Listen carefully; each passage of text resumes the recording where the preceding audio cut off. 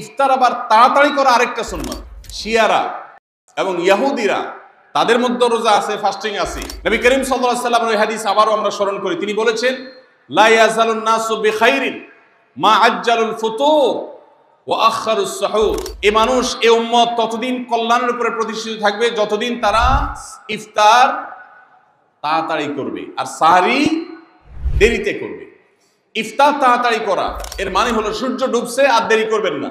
শিয়ারা এবং ইহুদিরা তাদের মধ্যে রোজা আছে, ফাস্টিং আছে। তারা সেই রোজায় ইফতার করে হলো চতুর্দিক অন্ধকার হয়ে যাওয়ার পর, সূর্য ডুবার পর পর ইফতার করে না। তো এই জন্য নবী সাল্লাল্লাহু আলাইহি সাল্লামের আদর্শ হলো তার বিপরীত, অর্থাৎ সূর্য ডুবার পর পর ইফতার করে ফেলা, অতিরিক্ত বিলম্ব না করা। আল্লাহ আমাদেরকে আমলের তৌফিক দান করুন। ইফতারের দোয়া জানা আছে ভাই? কি দোয়া? আমরা একটা দোয়া কমন জানি বাংলাদেশে মানুষ, সেটা হলো আল্লাহুম্মা লাকা সুমতু আলা রিজকিকা আফতারতু। এটাও হাদিসে বর্ণিত হয়েছে, কিন্তু হাদিসের সনদ নিয়ে অনেকে কোনোটা নিয়ে আলাপ তুলেছেন, প্রশ্ন তুলেছেন। আল্লাহুম্মা লাকা সুমতু মানে হলো, হে আল্লাহ, আপনার উদ্দেশ্যে রোজা রেখেছি, ওয়া আলা রিজকিকা আফতারতু, এবং আপনার দেওয়া রিজিক দিয়ে ইফতার করেছি। আর ইফতারের আরেকটা দোয়া হলো যাহাবাজ জামা ওয়াবতাল্লাতিল উরুক ওয়া সাবাতাল আজরু ইনশাআল্লাহ। এটা একটা দোয়া। যদি এগুলো দোয়ামূলক নয়, আমরা দোয়া বলছি, এটা মূলত আল্লাহর কাছ থেকে একটা প্রত্যাশা। এর অর্থ হলো যাহাবাজ জামা, আমার পিপাসা দূর হয়ে গেছে, ওয়াবতাল্লাতিল উরুক, আমার শিরা উপশিরাগুলো সব সিক্ত হয়ে গেছে, ওয়া সাবাতাল আজরু ইনশাআল্লাহ, এবং আল্লাহ চাহেন তো এই রোজার বিনিময় আমার সাব্যস্ত হয়ে গেছে আল্লাহর কাছে, এটা স্থির হয়ে গেছে। এটা হলো ইফতারের দোয়া। ইফতারের দোয়াটা কি ইফতারের আগে করব না পরে করব?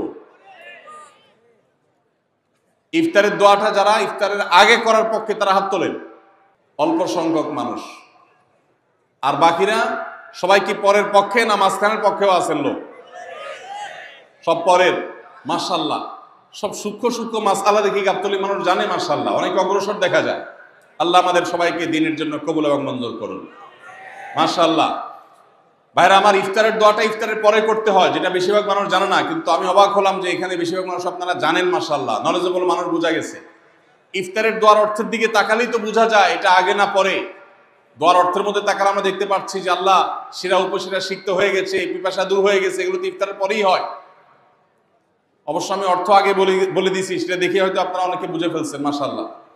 তো যাই হোক, ইফতারের শুরুতে বিসমিল্লাহ বলে ইফতার করব আর শেষে এই দোয়া পড়বো। আল্লাহ আমাদেরকে আমলের তৌফিক দান করুন। রোজা রেখেছেন কিন্তু ইফতার করেন নাই, রোজা হয়ে যাবে কিন্তু সুন্নাত আদায় হবে না। এই জন্য ইফতার করা একটা সুন্নাত। আল্লাহ তাআলা আরহামুর রাহিমিন, এমন একটা মাস রমজান মাস, সারা বছর কিন্তু আমরা নাস্তা করি। সারা বছর যেটা নাস্তা করি রমজানে সে নাস্তাই করি। পার্থক্য হলো সারা বছর নাস্তা করি সকালে, রমজান নাস্তা করি সন্ধ্যায়। মানুষ দীর্ঘ সময় না খেয়ে থাকার পরে যে খাবার খায় সেটাকেই ব্রেকফাস্ট বলে, সেটাকেই নাস্তা বলে। আরবিতে যে ইফতার বলা হয়, এই ইফতার শব্দের অর্থ কিন্তু নাস্তা। ইফতার শব্দের অর্থ কি? নাস্তা। সারা বছর নাস্তা খেলে কোনো সওয়াব হবে, কিন্তু রমজান মাসে আপনি যদি সারাদিন উপবাস থাকার পর সন্ধ্যায় ব্রেকফাস্ট করেন, অর্থাৎ ইফতার করেন, তাহলে আল্লাহ তাআলা আপনাকে সুন্নাত পালন করার সওয়াব দিবেন। এই জন্য ভাই, ইফতার করা একটা সুন্নাত। সাহরি এবং ইফতারে খেজুর খাওয়া, খেজুর দিয়ে সাহরি ইফতার করা। ইফতারে আপনি অন্য যা খান না খান, খেজুর দিয়ে খাবেন। নবী সাল্লাল্লাহু আলাইহি সাল্লাম আদা পাকা আদা খেজুর দিয়ে ইফতার করতেন, যেটাকে রোতাব বলা হয়। আর যদি সেটা না পাওয়া যেত, সাধারণ যে কোনো খেজুর, সেটাও না পাওয়া গেলে একটু পানি খেয়ে তারপর তিনি ইফতার করতেন। আমরা ইফতারে খেজুর খেতে হয় সুন্নাহ, এটা আমরা জানি, কিন্তু যেটা জানি না সেটা হলো সাহরিতে খেজুর খাওয়া। ভোর রাতে সাহরিতে খেজুর খাওয়া সুন্নত। এটা আগে কে কে জানতেন? হাত তোলেন। আগে জানতেন? মাশাআল্লাহ, হাত নামান। গত বছর রমজানে সাহরিতে ভাত তরকারি যাই খাইছেন না খাইছেন, একটা হলো খেজুর খাইছেন, কারা কারা হাত তোলেন? মাশাআল্লাহ। এদিকে সব আমল করা মানুষ, মাশাআল্লাহ। তাহলে তার ওয়াজ টোয়াজের কোনো দরকার নেই। এত নলেজেবল মানুষ, এত আমলদার মানুষ যদি এলাকায় থাকে, তাহলে ওয়াজের দরকারটা কি? আল্লাহ আমাদের সবাইকে আমলের তৌফিক দান করুন। ভাইরা আমার, ইফতারে খেজুর খাওয়া যেমন সুন্নাত, সাহরিতেও খেজুর খাওয়া সুন্নাত, কিন্তু খেজুর খাওয়া কোনো ফরজ ওয়াজিব না। খেজুরের দাম বেশি হয়ে গেছে, আপনি কিনতে অপারগ। যদি একটা খেজুরও পুরো রমজানে না খান, আপনার রোজার কোনো অসুবিধা হবে।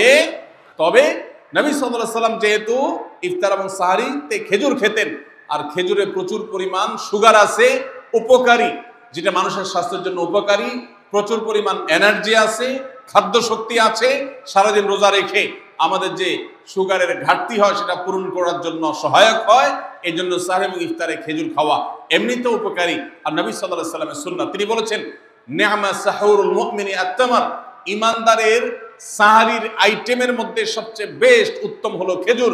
এই জন্য অন্য যাই খান না খান একটু হলো, এক পিস হলো খেজুর খাবেন, ইনশাআল্লাহ সুন্নাত আদায় করার নিয়তে খেলে এই খেজুর সুন্নাতটা আদায় হয়ে যাবে। আল্লাহ তাআলা তা চাহেন। তো রমজান মাসে রোজা রেখে আমরা বেশি বেশি দোয়া করব। চলতে ফিরতে উঠতে বসতে দোয়া করতে পারেন। আমাদের মায়েরা অনেকে শুনছেন আমাকে, রমজান মাসে আপনি গৃহস্থলী কাজ করছেন, রান্নাবাড়া করছেন, ঘর ঝাড়ু দিচ্ছেন, আর মনে মনে আল্লাহর সাথে কথা বলেন। দোয়া মানে আল্লাহর সাথে কথোপকথন। আল্লাহ আপনি আমাকে মাফ করে দেন, আমার বাবাকে মাকে মাফ করে দেন, সন্তানগুলোকে হেদায়েত দান করেন, চোখের পানি ফেলেন। নিয়মতান্ত্রিক দোয়া, বসে বসে হাত তুলে দোয়া করবেন কেবলামুখী হয়ে। আবার চলতে ফিরতে উঠতে বসতে, এমনকি ওযু নাই সে অবস্থায় দোয়া করবেন। নবী সাল্লাল্লাহু আলাইহি সাল্লাম বলেছেন 3 ব্যক্তির দোয়া ফিরিয়ে দেওয়া হয় না। কয় ব্যক্তির দোয়া? লা তুরাদ্দু দাওয়াতুহুম, 3 শ্রেণী মানুষের দোয়া ফিরিয়ে দেওয়া হয় না। এর ভিতরে এক শ্রেণী হলেন মাজলুম, কারোর জুলুমের শিকার হয়েছে এই ব্যক্তি। জালেমের বিরুদ্ধে যে তার মনের আকুতি থাকে, বদদোয়া থাকে, আল্লাহ সুবহানাহু ওয়া তাআলা এটা ফিরিয়ে দেন না।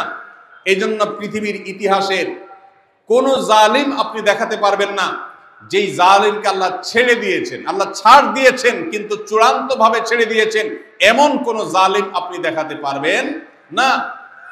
এই জন্য ভাই কখনো কোন অবস্থাতে কারো প্রতি আমরা জুলুম করব না। আল্লাহ আমাদেরকে সেটা মানার তৌফিক দান করুন। তাহলে 3 ব্যক্তির দোয়া কবুল হয়, ফেরত দেওয়া হয় না। তার ভিতরে একজন হলো মাজলুম, যার প্রতি আপনি জুলুম করেছেন, সে আপনার বিরুদ্ধে যে বদদোয়া করে, এটা লাগবেই লাগবে, আজ হোক আর 2 দিন পরে হোক। নাম্বার 2, মুসাফির, যে ব্যক্তি সফরে আছে, সফররত অবস্থায় সে যদি দোয়া করে, সে দোয়া আল্লাহ তাআলা কবুল করেন। 3 নম্বর হলো রোজাদার ব্যক্তি, as-সাইম হাত্তা ইফতির, রোজাদার ব্যক্তি সারাদিন ভর রোজা করলে, ইফতার রাগ পর্যন্ত সারাদিন দোয়া করলে ইফতার রাগ পর্যন্ত তার দোয়া কবুল হয়। এই জন্য রোজা রেখে আমরা বেশি বেশি আল্লাহর কাছে দোয়া করবো ইনশাআল্লাহ। চলতে ফিরতে উঠতে বসতে মনে মনে আল্লাহর সাথে কথা বললেন, চাওয়া তাওয়াকে পেশ করলেন, বাস এইটাই হলো দোয়া।